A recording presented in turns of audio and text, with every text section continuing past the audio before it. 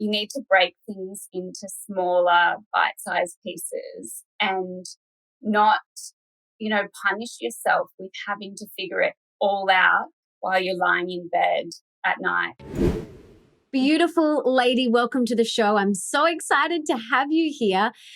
We first met a couple of years ago. How did we first meet? Did you come to one of my workshops? Is that how we first met? Yeah, I think so. I was just obsessed with essential oils, and you were hosting a workshop, and I'd actually been listening to your podcast, and so then heard you speak about having a workshop, and I was like, yes, I want to come. Yay. Yeah. But that was a few years out, maybe like 3 years now. 3 years, yes. And I then discovered you have the most beautiful swimwear range, and you've had it now you've had the most beautiful, I realized you had the most beautiful swimwear company, and you gave me one of your gorgeous one pieces, which whenever I wear, people stop me and go, where's that from? And you've had it for 7 years. So I wanted 7 years this month. 7 years, happy birthday. And do you want to tell everyone how to pronounce it? Yeah, it's pronounced Cantik, which means Cantik, which is Indonesian for beautiful. And Mel, before I'd actually go on, I would like to just acknowledge the traditional custodians of the land, of which my office and home resides, the Gadigal people of the Eora Nation. And I'd like to pay my respects to elders past, present and emerging. Thank you. Beautiful. Thank you, honey. Yes, that's so beautiful. And you are beautiful, and everything that you do and you create, you have such a big heart. I know, for me personally, when I was 24 and I became a life coach and started my business, I remember having so much fear and doubt. And my inner mean girl was so loud and saying things like, people aren't going to take me seriously. You're too young to start your own business. And I'm so glad that despite that fear, I did it anyway. And this is such a big thing because you, 7 years ago, such a young entrepreneur, went out, looked fear in the face, and despite the fear and the uncertainty, you leant into it anyway. So how did you do that? How did you do that? I guess, Melissa, when I had the idea to start my business, I didn't set out for it to become my full-time career. Although I'm not one to do things half-heartedly. At the time, I was studying a bachelor's degree and I was doing environmental humanities and development, which I was very passionate about. But I guess I was coming closer to graduation and to an end of, many years of schooling. And you wonder, is this it? I was a bit restless. I was going through this transition into real adulthood. And having, I guess, a little existential crisis and trying to find my place in the world. And I guess I was more fearful of not pushing myself. And of course, I know, if I knew then what I know now about running a business and the challenges you face, I'd probably have more fear back then. But I guess since childhood, and coming back to what you were saying, I had it instilled in me to feel the fear and do it anyway. And, we believe when we're little that we can be anything we want to be. Yes. We have big plans for ourselves. So sadly, though, I think a lot of people, they lose that inherent knowing.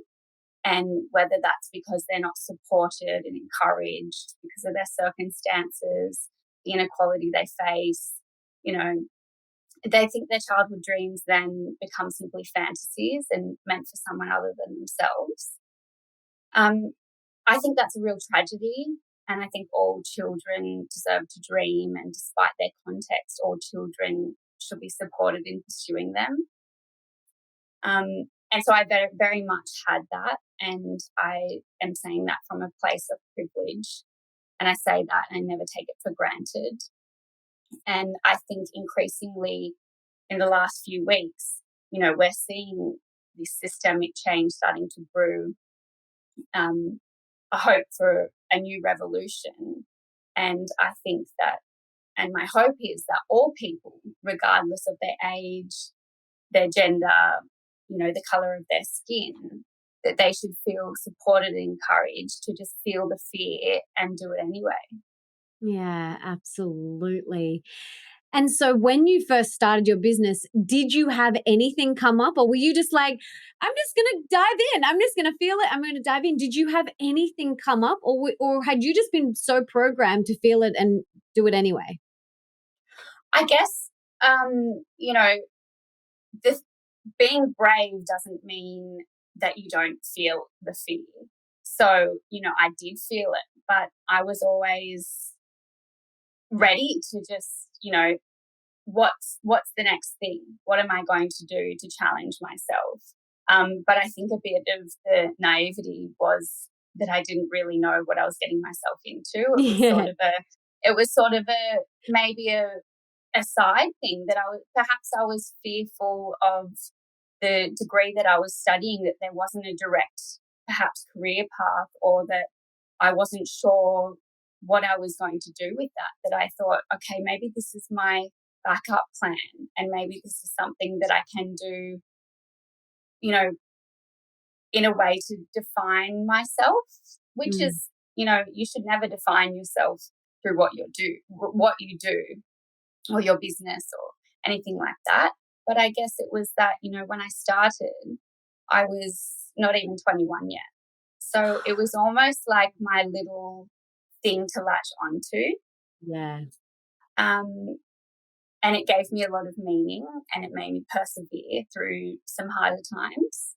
So, you know, and I could have never projected that 7 years on, I'd, have a thriving business and have never worked full time for anyone else. That was just wonderful. But, you do feel it. You feel the fear. And I think fear can be such a motivation and such a driving factor. So use that as your power. Yes. So why do you think millennials, a lot of I see a lot of millennials let this fear block them and stop them from succeeding? So what can they do? How can they move through that fear so that they too can have the business and the life that they dream of, like you do? I think a lot of the struggle actually comes from the expectations that are placed on us by society and by ourselves, and that life is meant to be linear when it's not. Um, so, you're not meant to come out of high school and know exactly what you want to do in the career path, and then fall in love and, have children and do all that sort of stuff. It happens for people at all different times. And I think, I was lucky that I did start young. But, you know, other people are facing things at different milestones. And I think we should never let the place we think we should be in, deter us from pursuing what it is that we want, whether it's business or relationships or anything. So Mm. we need to not get caught up in that life should be linear. Yeah, it's not. It's like this. It's like twisting and turning. Have you seen the thing on Instagram? There's like a meme that says, "Here's how people think it looks from A to B," and it's like a straight line, and then it's like reality, and it's like this squiggly thing. Yeah, Because absolutely. that's life, and we are human beings having a human experience, and we are here on earth to grow and to evolve, and it's messy. Not all the time, but sometimes it's messy. There's growth, we feel stretched, and it's not linear. You're exactly right. We hit road bumps, whether that's in your business, whether that's in your health or in your relationships. So when you hit those road bumps, what do you do? How do you persevere? Because for me, it's like whenever I hit a road bump, whether it's in my relationship or my business, one of the first things I do is I always ask myself, what can I learn here? What is my lesson? Like, what can I learn? There's always a lesson in everything. So I always ask myself, what can I learn? And then I allow myself to feel whatever it is that has come up for me, whether it's frustration or anger, um, whatever has come up. And then I put in some action steps. I'm like, okay, well, how can I move through this? Like, what do I need? Do I need support? Do I need an accountant? Do I need my therapist? Do I need a personal trainer? Like, whatever it is, I seek support if I feel like I need it to help me, move through that and overcome that road bump. So I want to hear, in life and in business, how do you move through your road bumps whenever you hit them? Mm. I think similar. I'm quite, I can be sensitive, but I think also sensitivity doesn't mean softness. So I feel a lot, but I'm also quite stoic. So when things happen and things don't always go how you envisioned, um, I often find that when bumps in the road happen, it's because there was something far greater planned for you. It's happened so many times in my life and in my business. Um, but I just think if we look at a problem as a whole, it can seem insurmountable. Um, and I've struggled with that before, thinking, okay, this is where you want to be in 12 months' time and 3 years' time, or, even just a problem in a business that arises, often. You need to break things into smaller bite-sized pieces and not, punish yourself with having to figure it all out while you're lying in bed at night, just staring at the ceiling. Um, so, and I think outsourcing too, looking to mentors, it it took me maybe 2 years of working 18-hour days in my business before the people around me said, you need to get some help. Why don't you employ someone? And I would be like, oh, whatever could they do though? And, it was just so I think asking for help has been the biggest, you know, lesson. And it's hard. It's hard to ask for help. But whether it's in a business sense where you're asking, mentors, or you're outsourcing, getting advisors, or if it's, seeing a healer or a therapist, I just think it's like, you know, inherently we aren't meant to go through life alone. We used to sit in tribal circles and consult our elders and have knowledge passed down to us. And we really have come a long way from that. And, you know, it can be isolating, but we need to remember, it's not us against the world and our business against another's or whatever it is. We need to just tap into community and ask for help. That's so beautiful, honey. So beautiful and so true. We are really divorced from community. And I talk so much about this. Like Nick and I were just having this conversation last night when we were driving home from a friend's house. We went to a friend's house for dinner last night, a couple of our best friends, and we we're driving home and we're talking about community and tribe and just how we're so divorced from it nowadays. Like society has shaped us into, we have our own boxes. Our boxes are our houses, and we all stay in our individual boxes. And we're taught to raise children on our own, and that it's a sign of weakness if we need help or we seek help, and if we ask for help in our business or whatever. And it's really not the case, because we don't have to do this thing called life alone. We don't. And whether that's in your business, your relationship, or with your health, whatever area, you don't have to do it alone. And actually putting up your hand and saying, I need some help with this, or I need some support with this, is actually such a sign of bravery and courage. And when people come to me and say, I really need your business help with this, or I want your relationship advice, or I would love your health advice. I'm like honored and Yeah.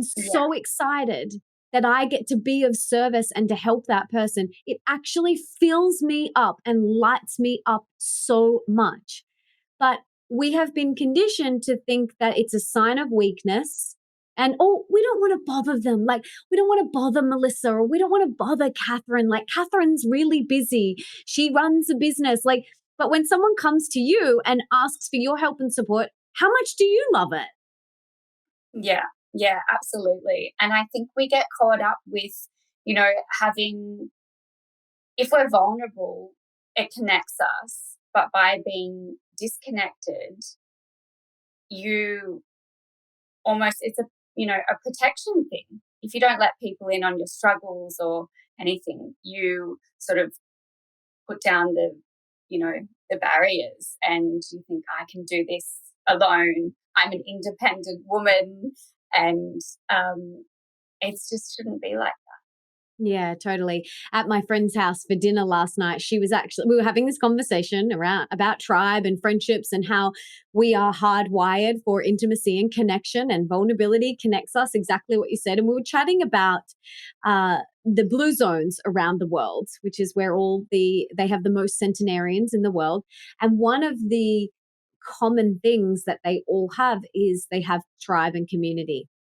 And a recent study showed that they spend between 6 and 7 hours with their friends and family a day. And when Nick told me this, I was like, that's the whole day. And Nick's like, exactly, that. exactly. And I was like, I'm really lacking in that. Like, and it was really, it showed me that I don't have that. Like, I work from home by myself. I don't have that connection. I need to like go for walks with friends and make that conscious effort to do it. Otherwise, it's just me at home by myself a lot of the time.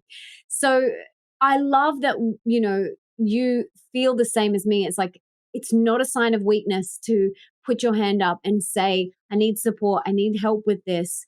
That's really where you grow. And I feel like you with your business, I know for me personally, I'd love to hear your thoughts on this, but when I finally did put my hand up and say, I need some help in my business with this and I needed to outsource, my business went like this. It just grew. And did the same thing happen for you? Well, yes, I actually wish I did it sooner, Yeah. and I mean, hindsight's a beautiful thing, but I experienced very fast growth within, the first 12 to 18 months after I launched the business. And I'd gone from, knowing nothing, doing something just purely out of passion, to looking at huge financials and trying to forecast. And, I just had no idea. And so there was a lot of guessing and sailing the ship in the night, I guess. But it's very important to bring people on. And even if you can't afford, you know, advisors, or try and find a mentor. And there's so many resources online now that you can pretty much Google the problem you're having, and you'll be directed in the right place. Absolutely. It's all just like a, at your fingertips now. And I love that you have moved through so much in the last 7 years. I love that you've persevered. I love that you lent into the fear and just did it anyway. And you've created such a beautiful business at such a young age. You're such an inspiration. And I love how spiritually connected you are, and you bring that into your business and into your personal life. So, where can everybody find you so they can go and check out your beautiful swimwear and you personally? Thanks, Mel. So you can find us at www.chantikswimwear.com. We'll put, I'm sure, the correct spelling, because it sounds a little bit different than it is spelled. And over on Instagram, obviously, Chantik Swimwear, and I'm Catherine Heenan. Thank you, my love. This has been such a pleasure, and I'm hoping everyone goes and gets your beautiful swimwear, and we can feel the love and the intention that you have poured into your beautiful business and all of the work that you do. So thank you so much, darling.